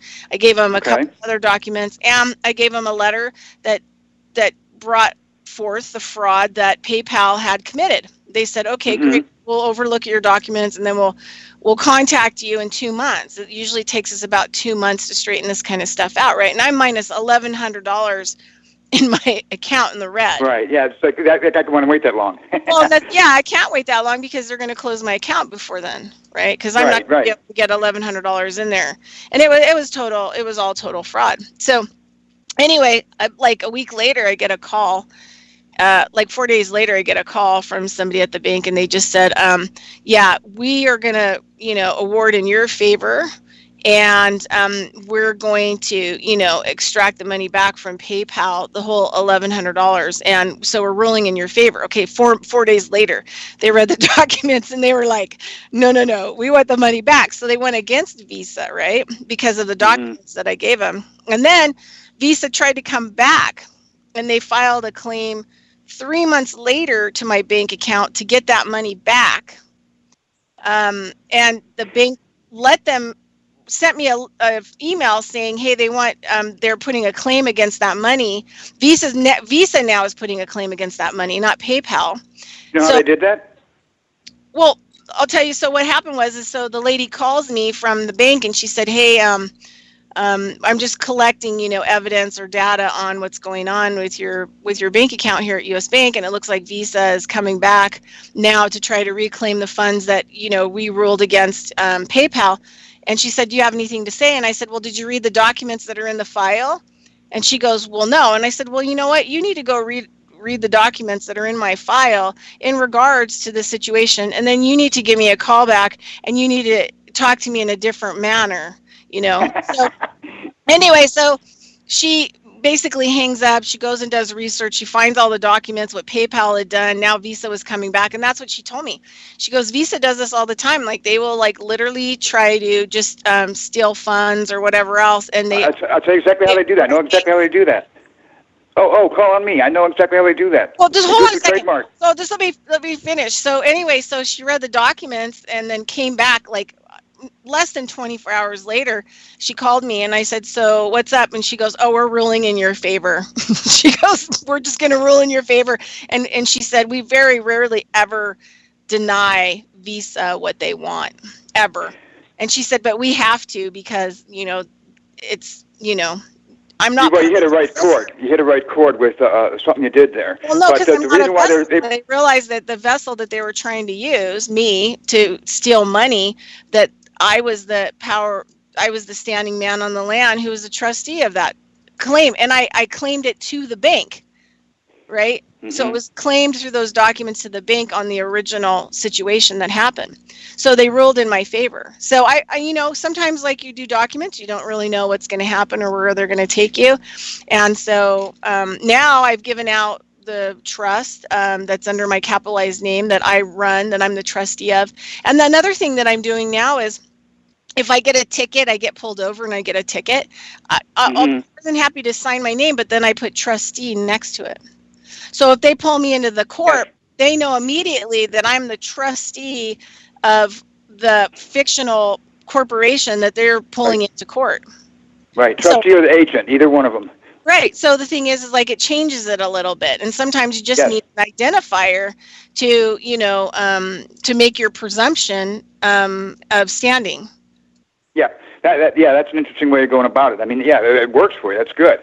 And now, as far as the corporation's concerned, we already are a corporation, and I'm not going to deny that we're the corporation, because that's where all my money's at. That's where my stock is at. That's where my estate is at. And we were set up that way. So what they're trying to do now is they want people to form an LLC, and they want people to kind of come out into the public and bring their privates to public and then form a corporation. I'm not going to do that. I'm already a corporation. I was formed, and I can prove this. This is from a document from 1999. This is related to MERS, but it still underlies what's going on here. The OCC was, and this was the conditional approval for MERS stock structure with PNC. Okay, and in that document, the OCC cites, and they say, well, we know that the way the banking system has operated for decades, we're going to go ahead and acknowledge that and prove that MERS can go ahead and do that, and that's underneath this Fletcher's Cyclopedia, the private law of corporations. So what they told us there is they told us that we already are a corporation. We're a private corporation. We already are that corporation. Plus we're an estate. We're both things. And so of course that corporation's got a bunch of sub-corporations, which is minor children, which is all our variations of our names and stuff that get turned into municipalities and all these other things that are all legs of this thing. So what I'm doing is I'm acknowledging that corporation, and I'm merging that corporation into a trust, Dost Family Trust, and liquidating that, liquidating it, calling all lines of business, because we're not in any one trust. We're in dozens of trusts, dozens of them. Millions. Well, the other thing too is once I started learning all this stuff a long, long time ago, I very rarely will get credit. I don't have credit cards. Because I don't want them creating any more money. No, you do want them. You do want them, but you want a special kind of credit card. Now, this is what's real important about the patents and banking. It is not a money system, obviously. We know that. It's a credit system. It's an exchange of credits. So, for instance, I'll give you an example. If you've got a $500,000 alleged mortgage, somebody, the brokers and a bunch of other people, got the equivalent of a credit card or a smart card in the equivalent amount of $500,000. So they got the offset to it. They got the credit that you should have gotten back. Right. So you do want to work with credit cards, but you want to do them in a certain way. And the way that the banking system works keeps it private is by keeping things electronic and keeping things out of the Fed from posting, and keeping it between two banks. One's a commercial bank and one is a merchant bank, and they each offset each other. It's beautiful what they've got going, because it's not crooked either, because that's just private, because it doesn't contribute to the. Yeah. So one of the things I'll add, just real quick is, anyway, I really try to stay out of the system, and I only try to afford what I can afford, and I don't want to pay anyone any kind of interest or anything else. No, you don't want to do that. No, you don't. Yeah. So, but the thing is, so back in 2000, I don't know, I'm going to say 2010, I had some elderly friends of mine that the banks were trying to foreclose on their property. And during that time frame, I was communicating with the people called the Lighthouse down in San Diego, who were a branch of some other people who were really successful with getting the title to the house. Free and clear. So they started working with those people. Well, they had a guy who was he was an FBI guy who worked kind of more financial stuff.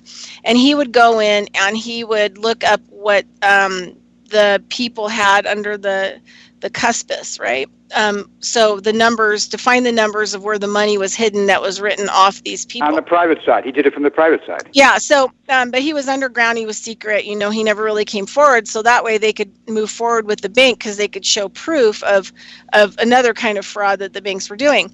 So they literally found under these people's names, so it was a husband and a wife, when they got their mortgage from the bank pulled a $300 million bond on the husband and the wife. Mm-hmm. And they pulled a $300 million insurance policy on the husband and the wife. Yep. And then they put it all, it was in a hedge fund. Mm-hmm. Right. And I've even gone as far as contacting, I'm looking at my own CSP number, and they created, this is kind of like astronomical, but I had a contract with AT&T for 2 years, which was like the only thing that I probably was in contract with for a long time. And I changed it, and I got another tablet added to it. And they created, just off me adding a tablet onto my account, they added a bond and a life insurance policy on the hedge fund for like huge amounts of money.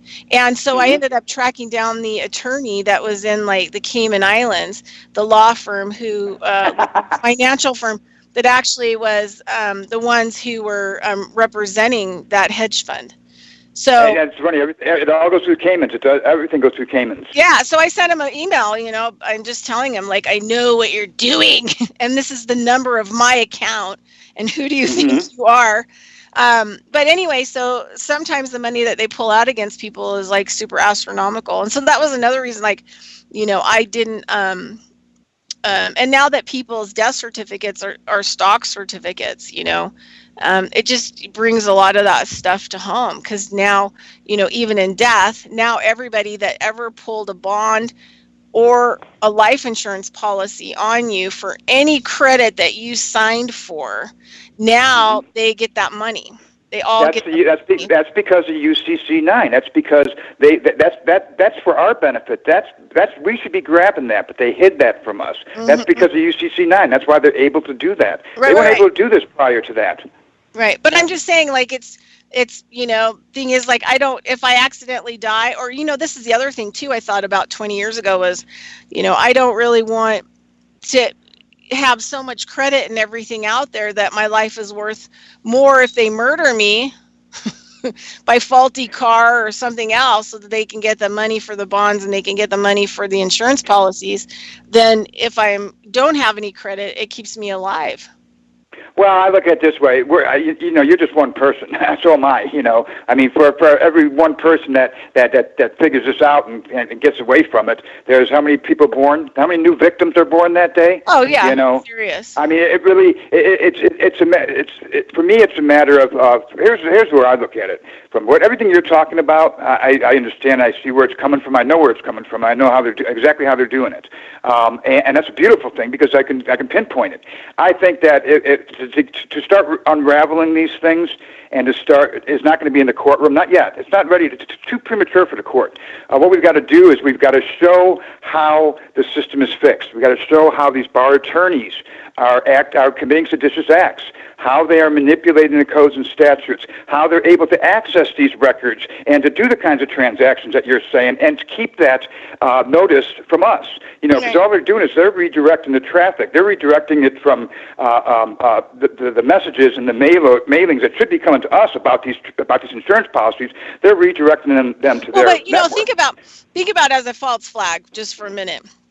Okay. If you're Prince, and you've probably gotten every type of line of credit and signed every kind of contract that there is, can you imagine with a record contract, like the bond and the insurance policies that they hold on somebody like that? And so not only can they create a false flag by murdering Prince, but then they all get a whole bunch of money in their bank accounts. Well, he got it when he changed his name to a symbol. He understood what they were doing. He got it. Exactly. But we're in reality we're more popular as being anonymous basically and unfamous than the famous are because they're the way. Well, you just saw it through your own $300 million insurance policy, but these are all just credits, and that's all it is, just credits. So it's a matter of just when you say you don't want to.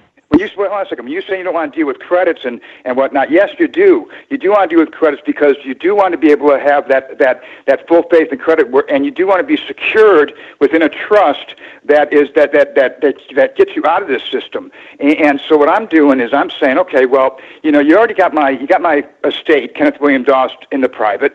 And then what you did with MERS, you took all the credit side of me, my signature, and you dragged me into your private, and you left me standing out there naked as a jaybird, kind of scratching my head, thinking, "What the hell's going on here? I'm a target practice. I'm going to go and I'm going to jump into the private with you, and I'm going to balance all the books. And I'm going to stay in the private." And by staying in the private, now I'm out of the municipalities, now I'm out of all the government stuff, now I'm on the private side where the organic and real government's at, and now I'm protected. And I have my credit intact. I can do what I want. I can do good acts. I can do good deeds. I can do whatever I want without having to worry about the banks. Okay, so this is the deal. As soon as you got it all done, call me. Because I would like to look at it all. And that will be a confidential call. Yeah. And they go from there. But it's gonna. Here's I look at it from a totally different point of view because I've done research on it that I think that other people haven't gone into, and that's because people haven't gone into the patents and trademarks. They didn't think about that, and understandably so, because it's only 18 years into this. But this 18 years has destroyed everybody. But Did you see going in at that level, huh? Did you see the deal this morning that the Federal Reserve's license has been revoked for handling and holding USD? No, I did. I got to go into detail. Is that mana? Well, it's part of the mana trust, but the banks in the U.S. will not allow the GCR through, or all the changes, and the Mana Trust is the world holdings of all the people in the world, and they've gotten it released into a lot of banks in a lot of countries to start kind of ending the poverty situation and stuff like that. But the U.S. the U.S. banks have directly, the U.S. government has approved it. They signed off on it to have this money released.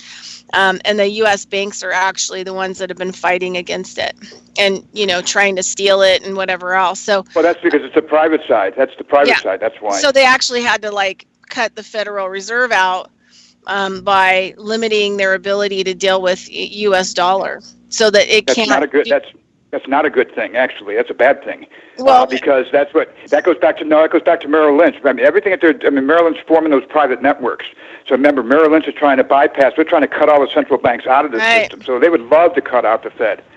Right, but the thing is that that's just kind of like what's going on right now. And so, I mean, the Fed still can deal with all kinds of other currencies, but it looks like they're pulling fraud on the people, and they're holding up the process of a lot of this money hitting the ground to actually start, fixing a lot of the problems.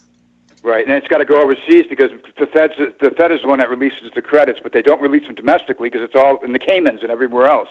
Yeah. So they got to release it from there. Yeah. So the Feds are they've been taken out of the loop with the Mana Trust. Interesting. I have to look into that some more. Yeah, and so the U.S. government is for the Mana Trust release because they realize there's a lot of poverty, especially in the United States and other parts of the world.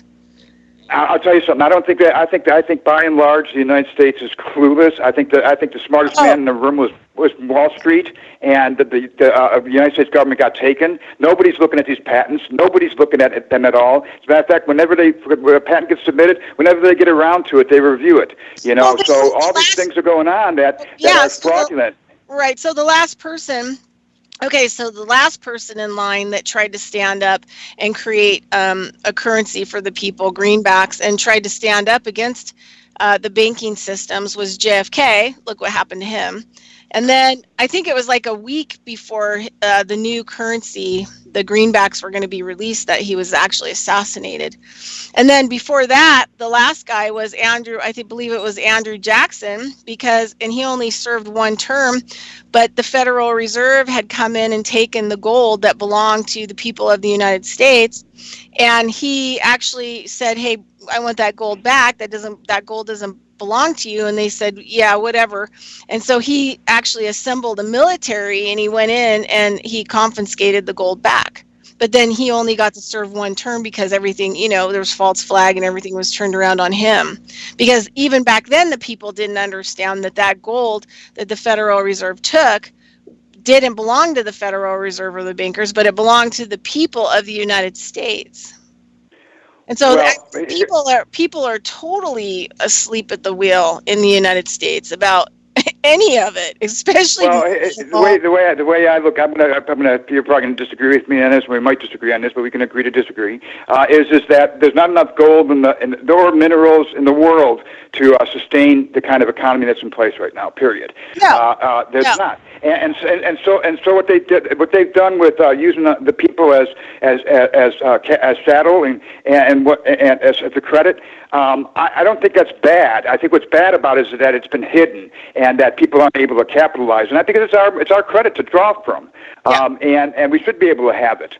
But at the same time, though, if everybody knew it, then the economy would collapse. But that's not my problem. Right. That's another problem. There were a lot of us in the underground movement that were able to pay their bills from their Federal Reserve bank accounts. Mm-hmm. You had to be smart enough in order to figure it out, right? And then what happened is then all of a sudden people on the internet started saying, "Oh my God, you can do this and do that." Yep. And so then everybody got stupid. Yeah, then they started to try to draw all this stuff out and like $1 million motorhome and all these other things. And then stupid idiots. So then the Federal Reserve freaked out, and then they totally, restricted all access to it. Well, let me then interject there. What I find in my research, I find that there's many avenues to getting relief and to getting to these accounts. One way is through something called FedInvest. So what people are trying to do with secured party credit, the old system that they're trying to do, you can do through FedInvest. And it's a simple exchange. I did it. I'm waiting for documents to come through on that and get approved on that. What's called a redemption exchange, which is through the FedInvest. And I just canceled my mortgage loan because it's not a mortgage loan; it's an open-ended investment, and put it through FedInvest so that I can reinvest out there, and then it comes back to me in credits. Okay, so question with the FedInvest. Is it like a program or website? What is it? It is a program. It's a program. It is a program, and you do enter a contract. But here's the thing: I understand why people are afraid of the federal government. I get it.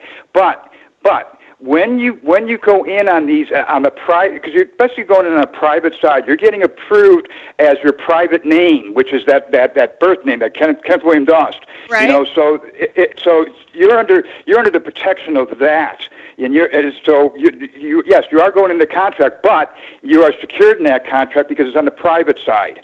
Okay. So this is a program. It's things to learn. That's the problem with this. Things that we have to learn. I see it on. Okay, so I'm just looking it up, and so I see FedInvest Home, FedInvest Treasury Direct. Treasury Direct is. I've got Treasury Direct accounts. That's for you. That's to get your estate accounts and to transfer trust accounts and estate accounts, and I've got all of that lined up as well. These are all things that we can do. The instruments to get us. Here's the thing. In 1998, the one thing that did happen, as bad as things are right now, what they did was they said, you want to be self-governing? You want to handle stuff yourself? Go ahead, here, do it. They gave us the vehicles to do it. It's called a special purpose vehicle, except they hid it from us. The banks came in and the attorneys came in and they seized it from us and done everything they can to keep it from us. Okay, now what I see going on in the past couple of years, and very, very strong efforts, I see the Treasury, I see all these sub-agencies, I see a lot of information aspects of the government. They're all trying to figure out what the hell's going on because they know that things are crooked. They understand that things are crooked, and they're trying to put in protocols and security measures to protect us better because they know that the banks and everybody else has basically stolen our identity.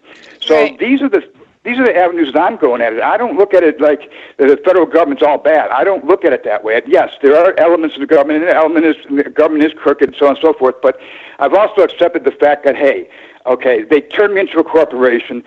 They took my persons and turned them into, umpteen other things. But at the end of the day, I'm all those persons. I am all those persons. All that stuff. That's all my. Well, that's one of the things that Bill and I talk about a lot is.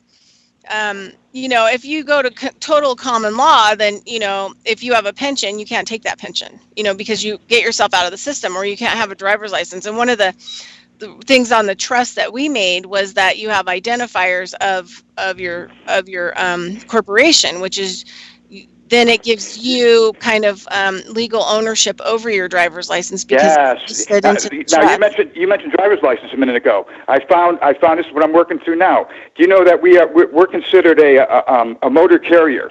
Okay, and a forward motor carrier that is being transported by a future forward, by a broker, because we haven't figured out that we can't, we got a dead guy on our shoulder, right? Right. So what we want to do is we can fix this pretty easily. We got to go through a couple agencies, and you probably never even heard of this agency. It's called the Surface Transportation Board. And it's real interesting because the Surface Transportation Board is saying, well, it puts something on the soil, but it puts it above the soil. Because if it was just the soil, it would be the soil and everything that grows on it. But once they put a surface on it, it's raised above that, right? So that's their surface. They own that. But what we want to do is we want to do a redesignation, a cancellation of the election. It says it right there in the site. Cancel the election, revoke the election, and make yourself a private motor carrier, which means that now you are the owner, the lessee, the bailee of property, and property is being transferred for sale, lease, rent, bailment to commercial enterprise, which is to yourself. And so now you've just taken yourself out of the driver's license, and you're going to get, what would have happened is when it works down the line, you're going to get a special CDL type of driver's license that takes away that driver's license that you have now. Ooh, and that's now you're great. private. Because I want to get around Real ID. Our state is really harsh on it. And I'm These not, are the things. I'm not now going DHS. We're all afraid of DHS. We're all afraid. Oh my God, we're going to go through DHS. And you go through when you look at this when you start to understand this from an intellectual property standpoint. From the patent side, you start to understand that, oh my God, they're abusing the shit out of me, but they're doing it from these patents, and they're doing it from this inventive game that they're playing, and all I've got to do is I got to counter the game. All the remedies are there. What I'm finding out is we don't have to battle with courts. We don't have to do all these things that we're doing now. What it is understanding it, number one, and number two, finding these little mechanisms that are simple changes, like I just mentioned to you about the driver's license. They're all out there. Yeah, no, I'm excited. This is good. I love this kind of stuff. I love it. I am too. I mean, I'm real excited because I'm seeing it every day. It's just boom, boom, boom, coming together even clearer and clearer. Yeah. So I just have a quick question. I'm looking at the Treasury Direct website and the Federal Investment Program, and then it says new customers and forms. Is that where you start with the new customers and form for the Fed Invest? Well, you start there. It's a little bit tricky to get it. It takes some reading and some education on it. You've got to learn these things. But yes, you want a form. You start there. You want a Fed Invest account and you want a Treasury Direct account. But there's things that you want to claim. There's certain ways you want to claim things. Now, here's one thing I learned. This is very interesting. Do you know that? Now, when's your birthday? What's your birthday? I mean, do you have a birthday? Yeah. No, you don't. You don't have a birthday. You really don't have a birthday. Now, this is real interesting. Now, hear me out on this. This is very interesting because by definition, we don't have birthdays celebrate dead people. number one. But number two, your birthday, the day that you were born is not your birthday. The day that you were born, it's listed as your birthday because you haven't left the hospital alive. You know, you haven't left. It hasn't been determined that you're going to be. It hasn't been determined that you're going to be living. So after they determine that, hold on a second. After they determine that, you know when your birthday actually is? It's at the point of conception. 9 months earlier, and that is the reason why that is. That's important for. Let's see. I have it written down here. Let's see. Hold on a second. It says, let's see. Alive. Okay. Alive. Although life begins at birth, once a child is born, the law may look back to the time he was in his mother's womb for the purpose of determining rights and inheritances. In being, in existence, alive, an unborn child after conception, if it is subsequently born alive and so far advanced to maturity as to be capable of living, is considered as in essay. From the time of conception, where it is for the benefit of the child that it should be so considered.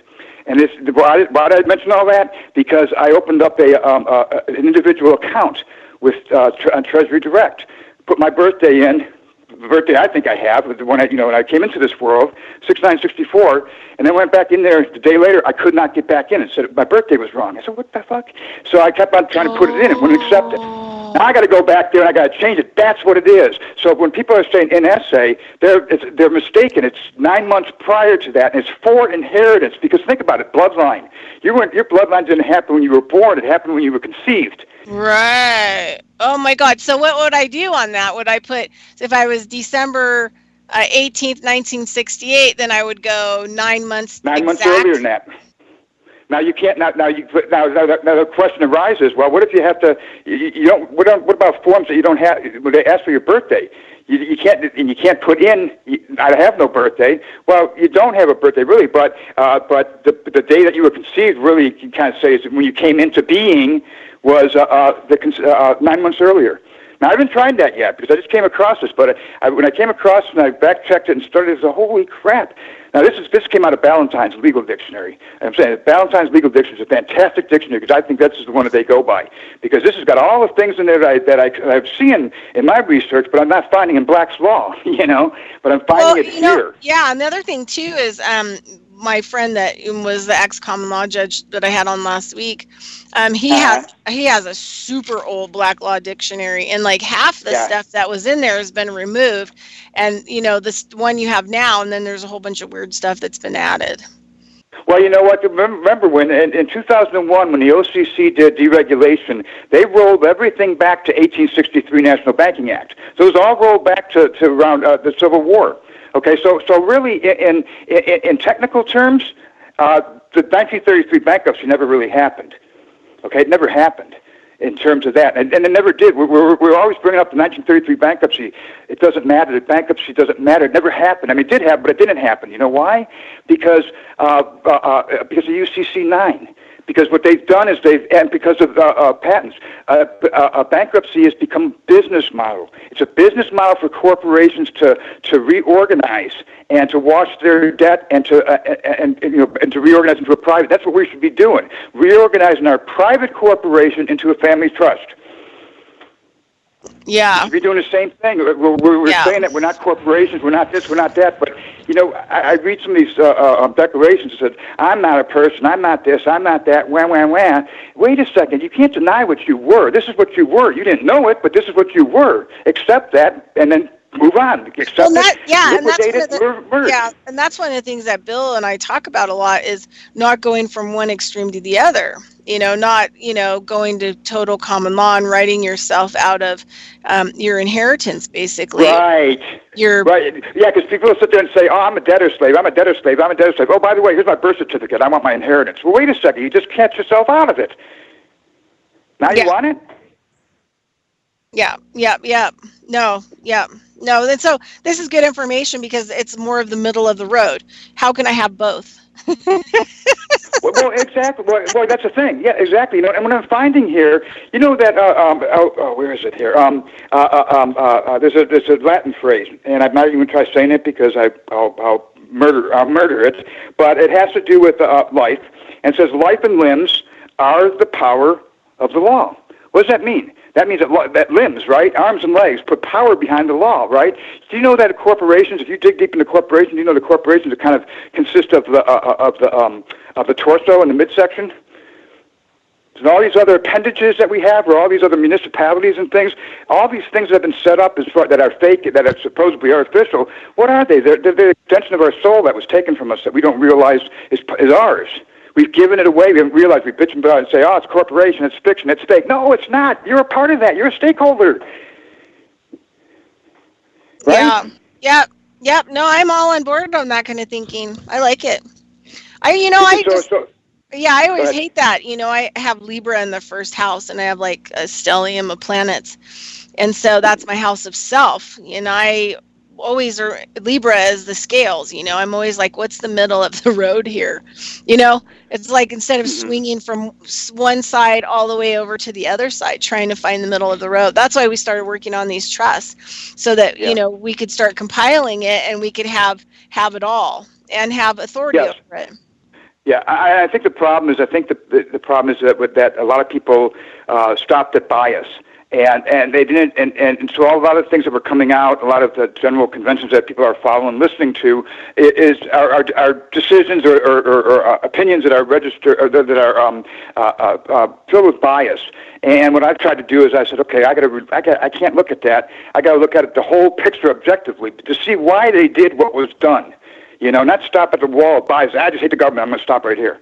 You can't do that. You got to look at this objectively. And when I did that, and the more I do that, the more I'm finding, okay, I understand why they did things the way they did. I get it now. And you know what? This is how society has functioned for centuries. It has to, because it's society, and you have this part of your soul, this part of you that's out there that they've taken advantage of. Okay, well, in remedy is realizing that, and that's your power. Yeah. When you realize it and you learn, that's your power. Yeah.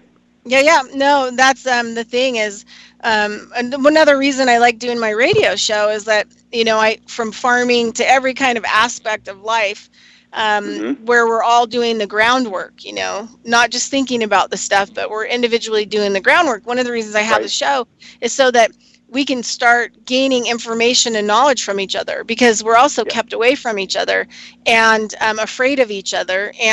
But all of us are working on pieces of the puzzle. And so carrying the stones and digging the holes, getting things ready to plant, getting ready for the harvest or whatever else is going to happen.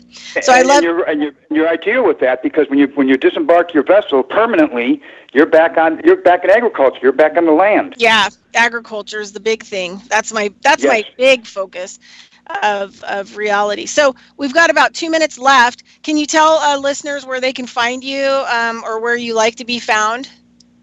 I can be found at Facebook page Ken Dost, DOST, or the Facebook page Mortgage Equals Copyright Derivative, or one other place, a blog out there that's named Dost Affixed Occasions, for like sophistications. It's kind of play on words because they've affixed our name to everything. So the blog Dost, DOST, Affixed Occasions.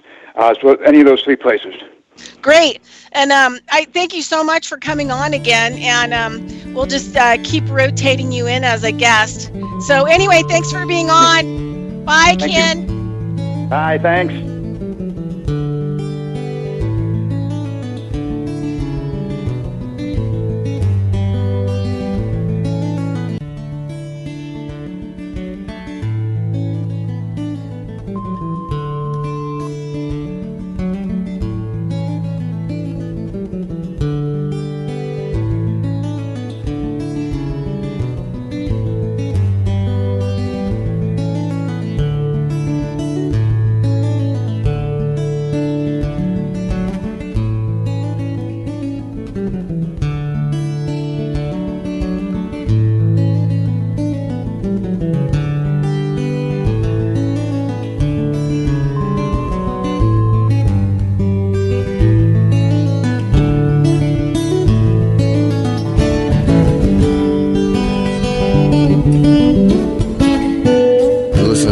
Radio at freedomslips.com, and we'll be right back after this message.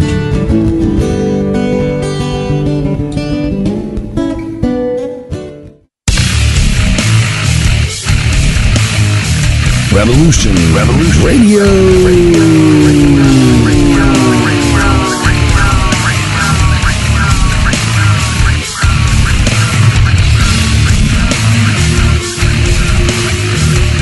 You don't see it, do you? How close we are to absolute chaos? The sick ones are sitting on their fat asses, eating and drink themselves into a stupor, polluting the world without a second thought while it goes down the toilet. Nobody wants to do the nasty work. You know, the shit that we all just think about. Most good citizens are just along for the ride and then bitch and moan and complain about everything when it doesn't work out. Not me. Get it done. Revolution Radio, where we do the nasty work. www.freedomslips.com.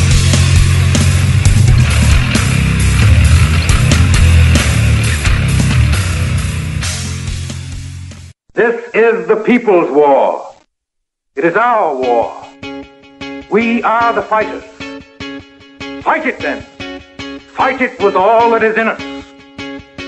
And may God defend the right. Warning! Warning! We gotta stop them! They're gonna kill us all! See how the trouble you've started? Be they the government, be they industry, be they organized labor, be they anyone, or human beings. Time when the operation of the machine becomes so odious, makes you so sick at heart that you can't take part. You can't even passively take part. And you've got to put your bodies upon the gears and upon the wheels, upon the levers, upon all the apparatus, and you've got to make it stop. And you've got to indicate to the people who run it, to the people who own it, that unless you're free, the machine will be prevented from working at all. Revolution Radio at freedomslips.com, the number one listener-supported talk radio station, throwing ourselves upon the gears of the machine. Revolution Radio, where information never sleeps. You called down the thunder, well now you got it. Right! You tell them I'm coming! And hell's coming with me, you hear? Hell's coming with me! Revolution Radio!